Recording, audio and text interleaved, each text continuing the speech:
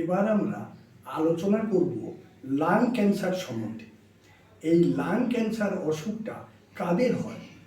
যারা দীর্ঘদিন বিড়ি সিগারেট খায়, বিভিন্ন রকমের নেশা করে, খুব রাত্রি জাগরণ করে, রাত্রে ঘুমায়, তারপরে এই অসুখে প্রথমে খুকখুকে কাশি দেখা দেয় এবং ওয়েট লস হয়ে যায়, শরীরটা দিনে দিনে শুষ্ক রুগ্ন হয়ে যায়, তারপরে খাওয়ার চাহিদা কমে যায়।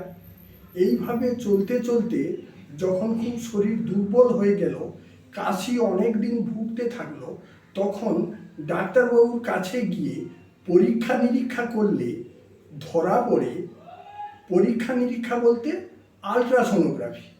আলট্রাসোনোগ্রাফি করলে ধরা পড়ে multiple enlarge lymph node.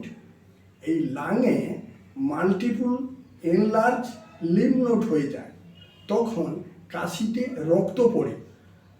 Patient বিভিন্ন রকম চিকিৎসার মধ্যে দিয়ে দিন দিন খুব শরীর খারাপ হয়ে যায়।